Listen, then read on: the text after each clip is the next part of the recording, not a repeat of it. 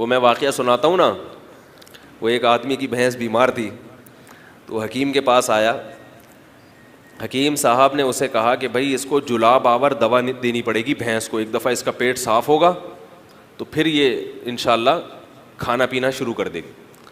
तो उसने कहा ये जुलाब को जमाल गोटा, तो आम आदमी तो आधा भी जमाल गोटा खाए तो उस बहुत ज़्यादा मोशन हो जाते हैं, तो भैंस के लिए तो अच्छे खासे जमाल गोटे चाहिए ना। तो कहा कि ये जमाल गोटा का पाउडर बना के इसके मुंह में डालो और पानी डाल दो। अब वो डालता है तो भैंस निकाल देती है मुंह से बाहर, वो भैंस थोड़ी निकलेगी, वो तो कड़वी चीज़ है। तो ये हकीम के पास गया कि अब जब आपने दवा बताई है इतनी भर कर जमाल गोटे की, तो मुझे कोई तरीका तो बताएं कि इसके मुंह में चली जाए ये।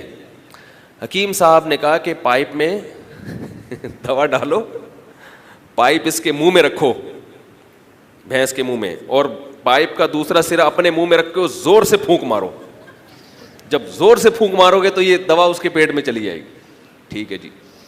कई दिन गुजर गए, उस बंदे की कोई रिपोर्ट ही नहीं आ रही कि भाई भैंस जिंदा है, मर गई है, क्या हुआ है। हकीम साहब गए, हकीम साहब ने कहा उसकी भैंस की अयादत करते हैं जाके। पूछा किबला हकीम साहब ने, भाई वो बंदा कहाँ है? उन्होंने कहा हकीम साहब वो तो बस उसके तो आखिरी सांसें चल रही हैं। क्या हुआ भाई? उसके पास जाके पूछा कि भाई तुमने भैंस के मुंह में दवा रखी थी? उसने कहा हाँ रखी थी। पाइप रखा था भैंस के मुंह में? हाँ रखा था। फूंक मारी? उसने कहा हाँ फूंक भी मारी। कहा किसने? उसने कहा भैंस ने पहले मार दी। फूंक जो थी वो भैंस ने पहले मार दी, वो सारी दवा इसके पेट में चली। तो किसी से लड़ने के लिए ना पहले ये देखा करो कि लेने के देने ना पड़ जाए कहीं। अपनी औकात देख के इंसान